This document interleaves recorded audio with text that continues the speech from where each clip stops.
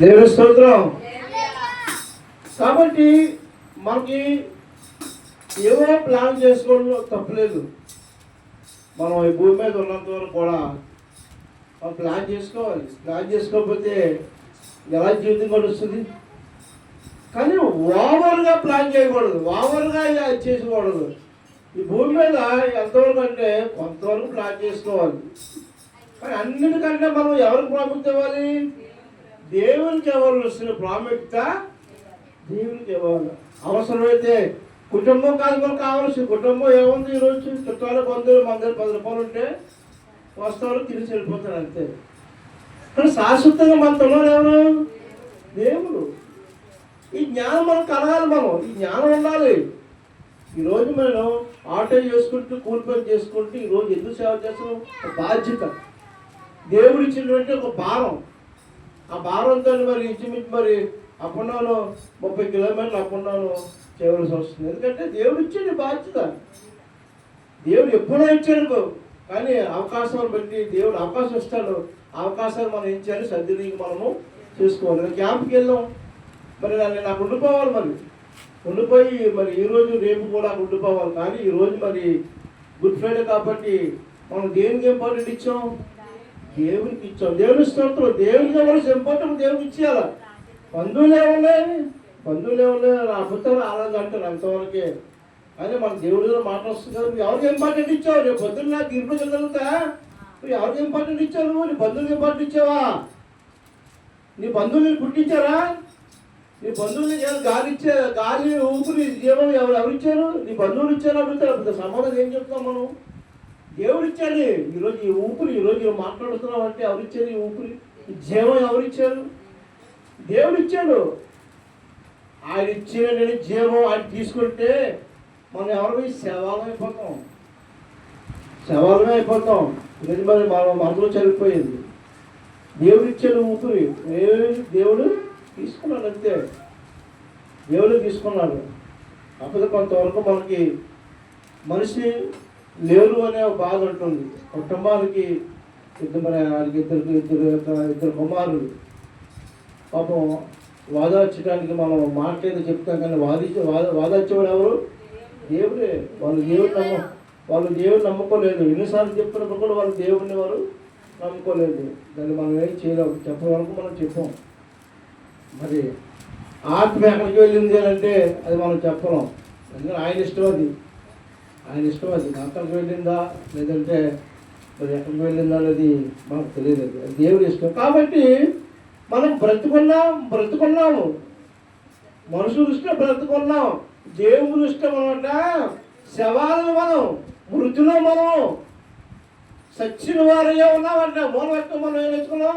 మీ అపరాధములు చేతను, మీ పాపములు చేతను మీరు సచ్చిన వారే ఉండగా ఆయన మమ్మల్ని బ్రతికించారంట. క్రీస్తుని మనం నమ్ముకున్నాం. మనము బంధువులు నమ్ముకోకూడదు, స్నేహితులు నమ్ముకోకూడదు, అమ్మ నాన్న నమ్ముకోకూడదు, కొడుకులు నమ్ముకోకూడదు, కూతురు నమ్ముకోవడం కాదు, కుటుంబం నమ్ముకోవడం కాదు, తిరుగు పరువు నమ్ముకోకూడదు. ఎవరు నమ్ముకోవాలి? దేవుని నమ్ముకోవాలి. ఎందుకంటే ఊపిరి ఇచ్చింది ఆయన, అంతేనా? జీవం ఇచ్చింది ఆయన, ఈ గాలి ఇచ్చింది ఆయన, ఈ నీళ్ళు ఇచ్చింది ఆయన. నీళ్ళు లేకుండా మనం ఉండగలవా? గాలి లేకుండా మనం ఉండగలవా? ఆ రెండు ఇచ్చింది దేవుడికి మనం ప్రాముఖ్యత ఇవ్వాలి. దేవుని స్తోత్రం. ఇందాక మనము చెప్పుకున్నాం మత్తయి సువార్తలో 8వ అధ్యాయంలో ఏమంటాడు? శిష్యులు ఏమంటాడు? ఒకసారి శిష్యుల్లో ఒకరు, ప్రభువా నేను మొదట వెళ్ళి నా తండ్రిని పాతి పెట్టప్పుడు నాకు సెలవు ఇమ్మని అడుగుగా. మొదటి శిష్యుడు ఏం చెప్పాడు? మొదట శాస్త్రి ఏమంటున్నాడు? నువ్వు ఎక్కడికి వెళ్తే అక్కడికి మేము వస్తాం అంటే అప్పుడు యేసుప్రభువు ఏమంటున్నాడు? నక్కలకు బొరియలు ఉన్నాయి, ఆకాశ పక్షుల నివాసాలు ఉన్నాయి, కానీ మనిషి కుమారునికి ఆయన స్థలం లేదానికి? ఆయన స్థలం లేదానికి? ఎందుకు లేదు? అమ్మ నాన్నతో స్థలం లేదా? అమ్మ నాన్నతో పని చేయలేదైనా? కార్పెంటర్ పని చేయలేదా? అమ్మ నాన్న లేడా? అన్నదమ్ములు లేరా? తమ్ముళ్ళు ఉన్నారు కదా. మరి ఏంటి మనిషి కుమారుడు తలవంచడానికి స్థలమైనది ఎందుకు అంటాడు అంటే, మనకు ఎవరికి ఇంపార్టెన్స్ ఇవ్వాలి? దేవునికి ఇవ్వాల్సిన ఇంపార్టెన్స్ దేవునికి ఇవ్వాలా. ఈ లోపల ఎంతకాలం ఉంటాం మనం? సాయంత్రం మనం ఉంటాం ఏంటి? ఏమ్మా సాయంత్రం మనం ఉంటాం? గ్యారెంటీ ఉంది అసలు? కళ్ళ ముందే కనిపించిన వెంటనే మిస్ అయిపోతారు. మరి మా మనసులో అనుకోలేదు, అన్ఎక్స్పెక్టెడ్గా చనిపోయింది, అనుకోలేదు. అది మంచి ఏ జబ్బు లేదు, ఏ జ్వరం లేదు, ఏ జబ్బు లేదు, ఏ జ్వరం కానీ ఏది లేదు, సొంత చనిపోయింది. ఆవిడ ఎన్నో ప్లాన్ వేసుకుంది, ఎలాగ పాపం ఆస్తుందా, బోళ్ళు ఆస్తుంది, క్షణంలో చనిపోయింది. కాబట్టి మనం దేవునికి ఇవ్వవలసినటువంటి ప్రాముఖ్యత దేవునికి మనం ఇస్తే ఈ ఆత్మ ఎక్కడికి వెళ్తుందంటే దేవుడి దగ్గరికి వెళ్తుంది. దేవుని స్తోత్రం. మనుషుల దృష్టిలో చాలామంది మనుషులుగా ఉన్నారు. అదే మనుషులు దేవుని దృష్టిలో మృతులు అంటున్నాడు. మృతులు సచ్చిన వారే ఉన్నంటాడు. ఆ మంటగా అంటాడు, ఏమంటాడంటే, నా తండ్రిని పాతి పెట్టినప్పుడు నాకు సెలవు ఇమ్మని ఆయన అడుగుగా, ప్రభువా నువ్వు ఎక్కడికి వెళ్తానికి మేము వస్తాం ప్రభువా అంటున్నాడు. మంచిదే, చాలా మంచి మాట కదా ఇది, చాలా మంచి మాట ఇది. ప్రభువా నువ్వు ఎక్కడికి వెళ్తాను మేము వస్తామంటే వెలుగు చాలా మంచిదే. చాలా మంది చెబుతారే కానీ చేయరు. ఎందుకు చేయరంటే వాళ్ళకి బంధుత్వం పట్టేస్తుంది. అయ్యా మా నాన్న ఎలా చెప్పారు, మా తాత ఎలా చెప్పారు, మా పూర్వీకులు చెప్పి ఆ పూర్వీకుల్లో ఆధారపడి పడిపోతుంది. కానీ గ్రంథాల అన్వేషణ ఉండదు వాళ్ళకి. అయ్యో మేము పాపులము కదా, అయ్యో మేము అపరాధులము కదా అని ఒక రకంగా ఏంటంటే ఆలోచన ఉండదు. ఈరోజు కోడిని ఎందుకు వస్తారు, మేకలు ఎందుకు వస్తారు, నీ పాపాలు పాడని వస్తారు. నిజానికి కోళ్ళ వల్ల మేకల వల్ల పాపము కాదు. ఎవరు బలవ్వాలంటే ఏ పాపం లేని పరిశుద్ధులు బలవ్వాలా. ఆ విషయము జ్ఞానం కలిగిన వారు దేవుడు మనకు బయలుపరిచాడు. కొంతమంది జ్ఞానం లేక అజ్ఞానంలో లోక సంబంధాలు ఉండిపోతున్నారు. లోక జ్ఞానానికి దేవుడి జ్ఞానానికి చాలా వ్యత్యాసం ఉంది. మళ్ళా చాలా వ్యత్యాసం ఉంది. లోక జ్ఞానం ఎప్పుడు కూడా ఇక్కడే ఉండిపోతున్నట్టు, ఇక్కడే సంపాదించుకోవాలి ఒక ఆలోచన కలిగి అనేక రకాల ప్లాన్స్ వేసుకుంటారు. ఇది శాశ్వతంగా ఏదో ఇక్కడే ఉండిపోతూ ఉన్నట్టు. ఇక్కడ ఉంటామేంటి మనము? ఉంటామా? ఈరోజు ఇలా మాట్లాడుతున్నాం, ఏమో గంట పోతే ఏమో మంది కాదు ఈ ప్రాంతం, అసలు ఈ ఊరే మంది కాదు. మనం ఎలా వచ్చామో, మన ఊరేది పరలోకం. ఆ పరలోకం నుంచి మనం ఈ లోకానికి వచ్చాము. ఈ లోకానికి వచ్చాము. మనం యాత్రికులము. మనము ఏదైనా ఒక ఊరు వెళ్ళాం అనుకోండి, ఒక జెరూసలేము అలాగే ఒక మక్క, లేకపోతే ఏదో ఊరు వెళ్ళాం అనుకోండి, అది మన ఊరేది. ఎందుకు వెళ్ళాము? చూడడానికి వెళ్ళాం. మళ్ళీ మన ఊరు మనం వచ్చేయాలి కదా. ఇది ఎంత వాస్తవం. మన ఊరు పరలోకము. పరలోకం నుంచి వచ్చాము. కొద్ది సమయం మనకి, కొద్ది కాలం మనకి ఇచ్చాడు.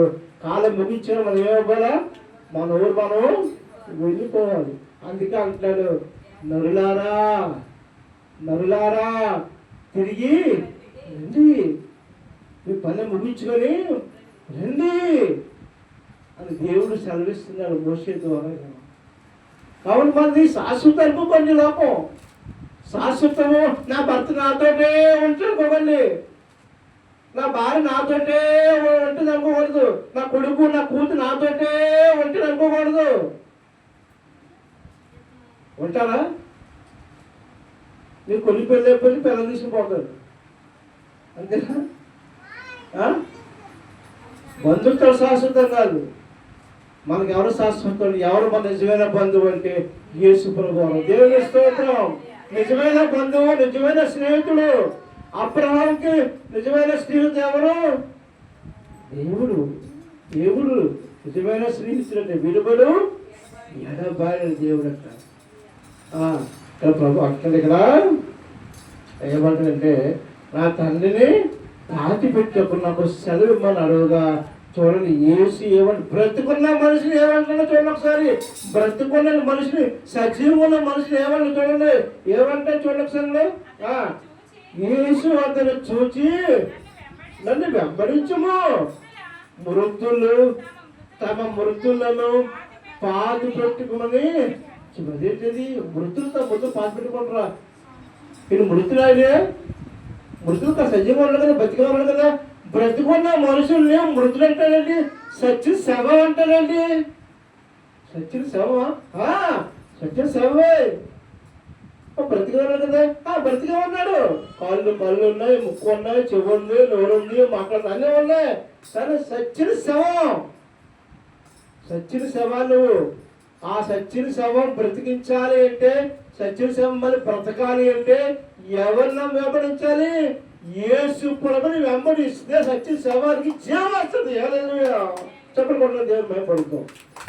సచ్చిన శవానికి మరి జీవం రావాలి అంటే క్రీస్తుని మనము వెంబడించాలి. అందుకే అంటే మీ అపరాధముల చేతను, మీ పాపముల చేతను మీరు సచ్చిన వారై ఉండగా క్రీస్తు మిమ్మల్ని కూడా బ్రతికించినప్పుడు, బ్రతికితే ఏమవుతుంది? మృతుడు అవుతాడా? మృతుడు సజీవుడు అవుతాడా? దేవుని దృష్టిలో, దేవుని స్తోత్రం. కాబట్టి మనము సజీవులు. దేవుని దృష్టి ఎవరమే? సజీవులమే. అన్ని జనులు ఎలా కనిపిస్తారు? యేసు దేవుడికి వాళ్ళు మృతులుగా కనిపిస్తున్నారు. మృతులు వాళ్ళు. కాబట్టి ఎంతటి పరిస్థితులు మనకి జీవం తెచ్చింది ఎవరు? జీవం తెచ్చింది యేసు ప్రభువు రక్తం వల్ల మన పాపాలు కడిగి వేసి మన శుద్ధీకరణ చేశారు కాబట్టి జీవం వచ్చిన వారికి. హల్లెలూయా. అంతటి పరిస్థితుల్లో యేసు ప్రభు దేవుడు మార్గం కొట్టి బోధిస్తూ ఉంటే, యేసు యొక్క ఆ పరలోకాన్ని, ఆ ఉన్నతమైన స్థానం గురించి చెబుతూ ఉంటే వాళ్ళకి ఎలాగుంది అంటే మరి నచ్చలేదు వాళ్ళకి. ఈరోజు కూడా చాలా మంది నచ్చట్లేదు. బాబు మందు కొట్టకండి, వ్యభిచారం చేయకండి, అలా చిరువేషం చేయకండి, దేవుడు ఊరుకోడు అని చెప్తూ ఉంటే, ఈరోజు వీధుల్లో సువార్త చేస్తూ ఉంటే, దేవుడి గురించి, దేవుడి మార్గం గురించి చెప్తూ ఉంటే ఏమంటారు? మాకొద్దు అని సువార్త చెప్పిన వారి యొక్క వాళ్ళకి మీదకి పేడ నీళ్ళు జరుగుతున్నారు, బూతులు తిడుతున్నారు. ఎందుకు? మంచి చెప్పినందుకు. అంటే మందు తాగారు ఏంటంటే హ్యాపీగా ఉంటుంది, వ్యభిచారం చేస్తారు ఏంటంటే హ్యాపీగా ఉంటుంది. ఇప్పుడు అనేక రకాల పండుగలు జరుగుతుంటే ఆ పండుగలు ఏముంది? రికార్డింగ్ డ్యాన్సులు, డ్యాన్సులు వాళ్ళు ఉపయోగం ఉందా? అదే బాగుంటే ఇంపుగా ఉంటాయి వాళ్ళకి. ఎందుకని? వాళ్ళు మృతులు కాబట్టి, వాళ్ళకి అదే ఆనందాలు ఇస్తాయి కాబట్టి, వాళ్ళకి అయ్యే ఆనందం ఇస్తాయి. ప్యాకెట్ ఒక ఆనందం ఇస్తుంది. నేను విపరీతం ప్యాకెట్ అయ్యాలి, చాలా విపరీతం ప్యాకెట్ అయ్యాలి. దేవుడు నిజంగా అవన్నీ కూడా మాన్పించాడు దేవుడు. ఎందుకని ఈ యొక్క శవానికి, సచ్చిన శవానికి జీవం పోసాడు. దేవుడు స్తోత్రం. కాబట్టి అంత ప్రాముఖ్యమైన ఈరోజు దేవాది దేవుడు ఈ లోకానికి వచ్చి మన పాప జీవితానికి స్వస్తి చెప్పి, నీతి స్వభావం ఇచ్చి, పరిశుద్ధులుగా తీర్చిదిద్ది, నరకం నుంచి తప్పించి పరలోకాన్ని సిద్ధపడి చేశాడు నా దేవుడు యేసు ప్రభు. దేవుడు స్తోత్రం.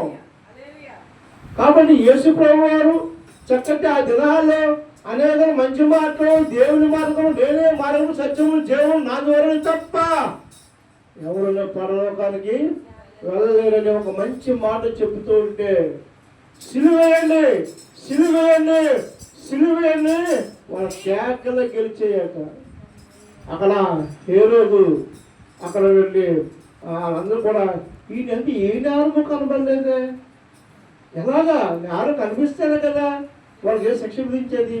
ఏ నేరము కనబడలేదు. వాళ్ళు తప్పించాలని చూశారు పాపం గవర్నరు అక్కడ వాళ్ళందరూ కూడా. కానీ యూదులు ఏం చేశారు? సిలువేయాలి, సిలువేయాలి, సిలువేయాలని ఒక నినాదంతో వాళ్ళు ఏం చేసి సిలువను వేశారు. ఆ సందర్భాన్ని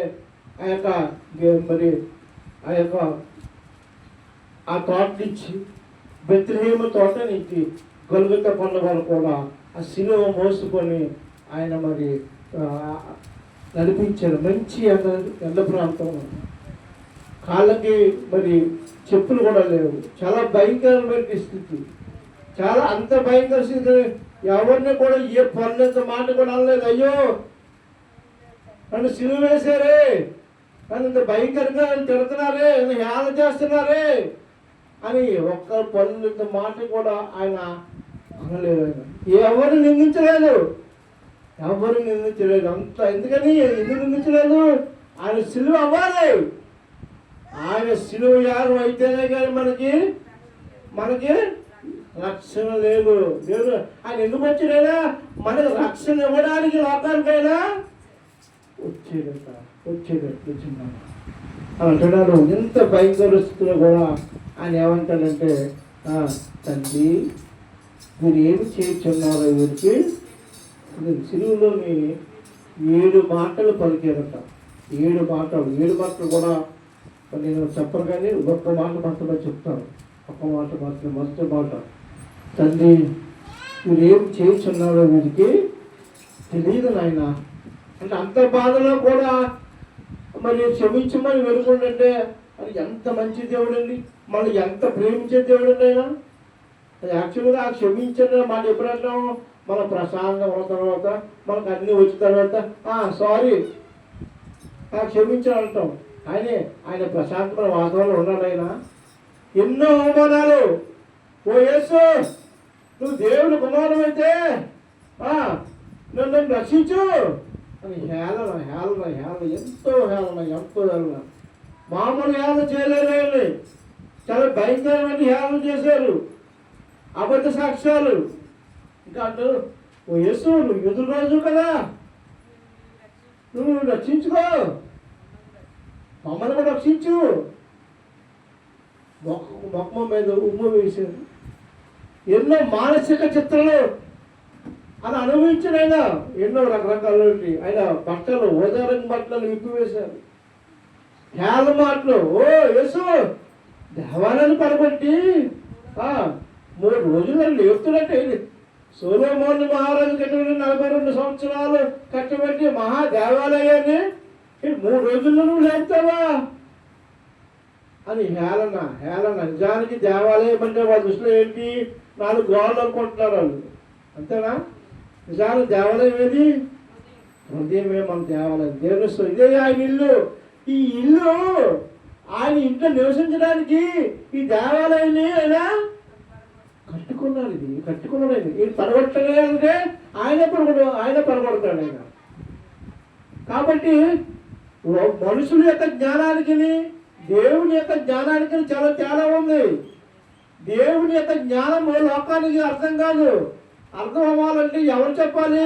పరిశుద్ధాత్మ దేవుడు మనకి బయలుపరిస్తేనే కానీ మనకి అర్థం కాదు.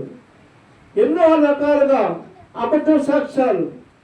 కైసరికి పన్ను ఇవ్వద్దన్నాడండి, అది అబద్ధ సాక్ష్యాలు. నిజానికి యేసుప్రభు వారు కైసరి పన్ను ఇవ్వద్దన్నాడా? కైసరికి ఇవ్వండి, దేవునికి న్యాయమే చెప్పాడు ఆయన. అంత న్యాయాధిపతికి రోజు మరి ఆయన సిలువ వేలు కేకలు వాళ్ళ కేకలే గెలిచాయట. ఆ కేకలే గెలిచాయి. ఎందుకంటే గుంపంతా ఒకటి అయిపోతే ఏమవుతుంది?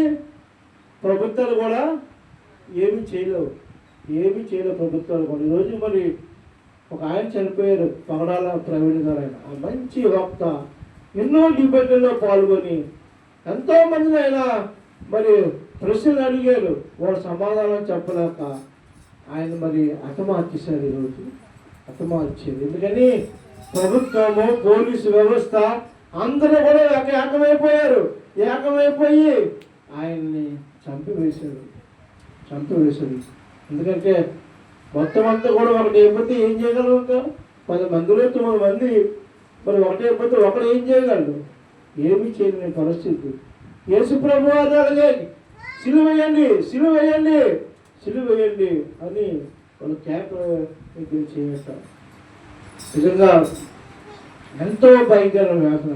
అంత భయంకరమైన పరిస్థితుల్లో కూడా ఆ 150 కేజీల యొక్క ఆ సిలువను మోసుకుంటూ, కొడతో కొట్టుతూ, మొక్క మీద ఉమ్మ వేస్తూ ఎంతో భయంకరమైన ఆ గెత్సేమని తోటించి గలగద్ద పనుల వరకు కూడా కొట్టుకుంటూ తీసుకుని వెళ్ళారు.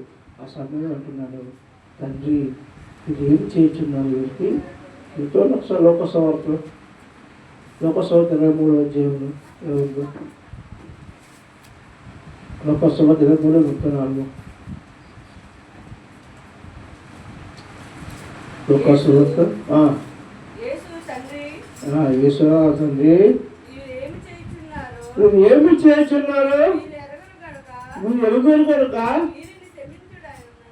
వీరిని క్షమించమని చెప్పాను. దేవుని స్తోత్రం. చూడు ఎంత మన మీద ఎంత ప్రేమ. ఎందుకు క్షమించబడుతున్నాడు? ఆయన ప్రేమ తెలియదు వాళ్ళు, నిజంగా వాళ్ళకి తెలియదు. వాళ్ళకి ఆయన చనిపోతే రక్షణ వస్తుంది అని, చనిపోతే పరలోకం ఉండదని ఆనాటి యూదు ప్రజలు ఎవరు కూడా తెలియదు. అజ్ఞానం. ఈరోజు చాలా మంది కూడా ప్రజలకు తెలియట్లేదు. ఎందుకంటే అజ్ఞానంలో ఉండిపోతారు. అజ్ఞానం మనోనేత్రాలను గుడికాలను వచ్చి చేస్తుంది. జలసంబంధం దేవత చాలా భయంకర పరిస్థితిలో ఉన్నాం మనం ఈరోజు. మనము ఎందుకంటే దుష్టుడి యొక్క పాలన ఈరోజు జరుగుతుంది. దుష్టుడి యొక్క ప్రభావం చాలా ఎక్కువగా ఉంది ఈరోజు. క్రైస్తవులు ఏ చెడ్డ పని చేశారని ఈరోజు క్రైస్తవులు ఈరోజు దూషిస్తున్నారు. ఈరోజు క్రైస్తవులు లేకపోతే, క్రైస్తవ సంస్థలు లేకపోతే, క్రైస్తవ మిషనరీ లేకపోతే చదువులు లేవు. ఈరోజు చదువు లేదు. క్రైస్తవులు లేకపోతే ఈ ఫ్యాన్ లేదు, క్రైస్తవులు లేకపోతే ఈ ఫోన్ లేదు, క్రైస్తవులు లేకపోతే ట్రైన్ లేదు, క్రైస్తవులు లేకపోతే విమానం లేదు, క్రైస్తవులు లేకపోతే బ్యాంకులు లేవు, క్రైస్తవులు లేకపోతే యూనివర్సిటీ లేదు, క్రైస్తవులు లేకపోతే ఆడు స్వతంత్రంగా వెళ్ళి ఉద్యోగం చేసుకునే అర్హత కూడా లేదు. క్రైస్తవులు వచ్చిన తర్వాత స్వతంత్రం వచ్చింది ఆడవాళ్ళకి. క్రైస్తవులు వచ్చిన తర్వాత అనేక మార్పులు జరిగాయి. భర్త చనిపోతే భార్య కూడా దాంట్లో నిలిచియాలంటారు. దీన్ని ఎవరు తప్పించారు? క్రైస్తవులు తప్పించారు. స్వతంత్రము. భర్త చనిపోగానే ఆ భార్య ఏంటంటే ఆ యొక్క ఆ దహనం మొత్తం భర్త పాటు ఇవి కూడా తోస్తువారు తోస్తువారండి. ఎంత దారుణమైన పరిస్థితి చూడండి ఒకసారి. దాని నుంచి క్రైస్తవులు వినిపించారు. దేవుని స్తోత్రం. ఎన్నో మంచి పనులు చేశారు క్రైస్తవులు. అలాంటి మంచి పనులు ఈరోజు లోకానికి అర్థం కావట్లేదు ఈరోజు. ఎందుకంటే ఏ ఆత్మ నశించిపోయినా ఆయనకి ఇష్టమో లేదు. ఆయన క్షమించే దేవుడైనా ఆయన ఎవరికా క్షమించే దేవుడు. యేసు అంటున్నారు, తండ్రి మీరు ఏమి చేయుచున్నారు, మీరు ఎరుగురు కనుక వీరిని క్షమించమని చెప్తున్నాడు. నిజంగా ఎంత ప్రేమ అండి, ఎంత ప్రేమ. నిజంగా వాళ్ళకి తెలియదు. వాళ్ళకి ఈరోజు కూడా చాలా మందికి తెలియదు. యేసుప్రభు గురించి తెలియదు. ఈరోజు చాలా మంది కూడా తెలియదు.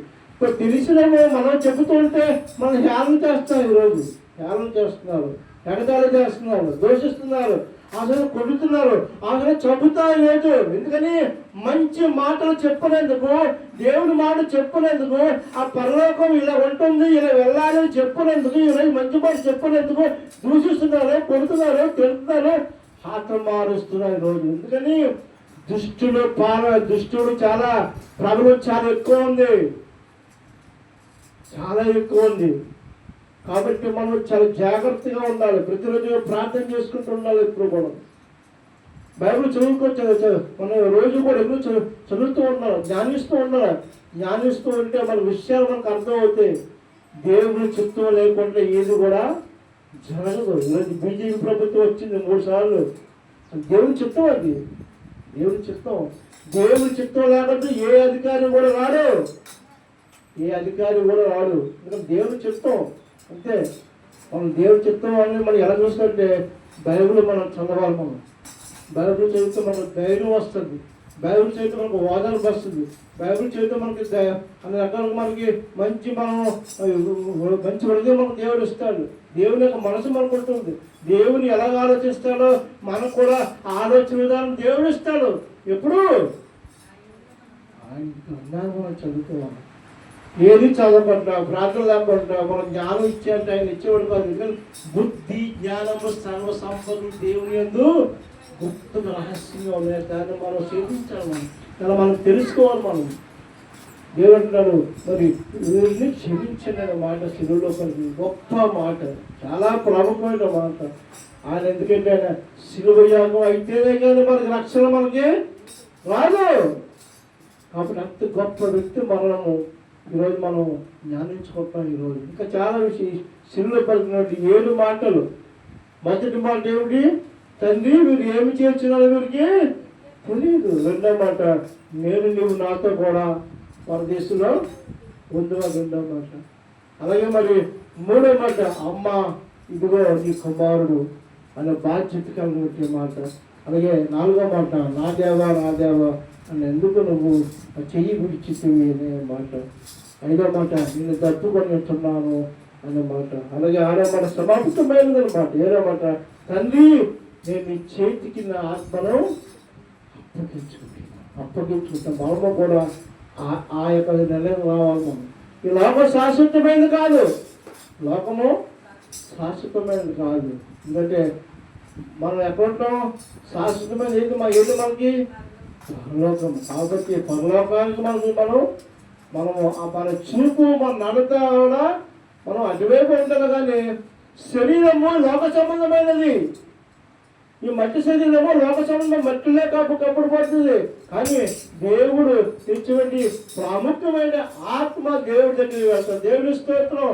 దానికి ఇంపార్టెన్స్ ఇవ్వాలి. అందుకే అంటాడు, శరీరాన్ని చంపిన వరకు మీరు భయపడకండి, ఆత్మను దేహమును చంపే వరకు మీరు భయపడండి. దేవుని భయపడాల, శరీరం చంపి మాత్రం మనం భయపడిన అవసరము లేదు. ఆ ధైర్యాన్ని మనం ఎప్పుడు పోగొట్టకూడదు. చంపుతాడు, చంపమండి. మనం ఈరోజు చావడానికి వచ్చాం, చావడానికి. ఎందుకని ఈ లోకం మంది కాదు. కాబట్టి క్షమాపణ కలిగి మనము ఉందాం. యేసు ప్రభువు కూడా మాట చెప్పడమే కాదు, ఆయన అనేక మంది క్షమించాడు. ఒక పొట్టి చెక్కని క్షమించాడు, స్త్రీలు దొంగను క్షమించాడు, వ్యభిచారం చేస్తున్న పట్టుబడిన స్త్రీని క్షమించాడు. మనం కూడా ఆ తత్వం కలిగి మనం ఉండాలి. మనకి ఎన్నో ఇబ్బందులు ఉంటాయి, ఎన్నో రకాలు ఉంటాయి, దుఃఖం, కన్నీళ్ళు, బాధలు అన్నీ ఉంటాయి, ఇవన్నీ ఉంటాయి. మానవ సాధన అది. ఇవి ఇవి ఉంటాయి కానీ మనం అలా చెప్పి దేవుని మనం ఎట్టి పరిస్థితుల్లో విడిచిపెట్టకూడదు. ఎందుకంటే ఆయన దేవాది దేవుడే మన ఈ లోకానికి ఒక మనిషి పోలుగా పుట్టి మనల్ని రక్షించడానికి లోకానికి వచ్చి ఉన్నాడు. నిజంగా అంత గొప్ప రక్షణ మనం నిర్లక్ష్యం చేస్తే దేవుడు వచ్చిందానికి అర్థమే ఉంది మరి. కాబట్టి అందుకే అంటారు పౌలు, ఎంత గొప్ప రక్షణ నిర్లక్ష్యం చేసిన ఎలా అంటాడు. గొప్ప రక్షణ ఎవరికి వచ్చింది? సర్వ మానవాళికి రక్షణ వచ్చింది. నువ్వు స్వీకరిస్తావా? నీ ఇష్టం. స్వీకరించలేదా? అది నీ ఇష్టం. స్వతంత్రం ఇచ్చాడు దేవుడు, మనకి స్వతంత్రం ఇచ్చాడు. దేవుడు చూస్తాడు, పిలుస్తాడు. ఒక దినానైనా పిలుస్తాడైనా. ఆ పిలిచినప్పుడు నువ్వు లోబడి ఉండాలి దేవుడికి. తిరస్కరించావా? ఎవరు నష్టం? ఆయనకి నష్టం ఉంటుందంటే ఏ నష్టం ఉంటుంది? నష్టం ఉంటుంది కూడా మనకే. కాబట్టి దేవుడు ఈరోజు మరి మన పాపముల చేతను అపరాధముల చేతను సచ్చిన వారి ఉండగా క్రీస్తు కూడా మనల్ని లేపబడిన. దేవుని స్తోత్రం. మనం లేవలేము, ఆయన కృప లేకపోతే మనం లేవలేము. సచ్చిన శవాలే మనం. కాబట్టి ఆయన ప్రేమను మనం అర్థం చేసుకొని మనము మరి దేవుని కృపలో మనం అంతా కూడా మరి ఆయన ఆలోచనలతో ఉంటూ ఆయన యొక్క మరి ఉద్దేశాలు వేరువేరుగా మనం ఎప్పుడైతే ఉంటామో మనం ధైర్యంలో మనం అంత ఆలోచన జ్ఞానము అందరికీ దయచేయాలని మరి ప్రార్థన చేసుకుందాం. ఎందుకంటే దేవుడు ఇచ్చినప్పటికీ చాలా విషయాలు ఉన్నాయి, కానీ టైం మరి మనకి అవుతుంది. దేవుడి స్తోత్రం. ఇంతటి కృప, ఇంత గొప్ప రక్షణ మన దేవుడు మనకు ఇచ్చున్నాడు. నిండైన దీవులు మీ అందరికీ దేవుడు దయచేయాలని కానీ మనము ప్రార్థన చేసుకుంటాం. దేవుడి స్తోత్రం. హల్లెలూయా.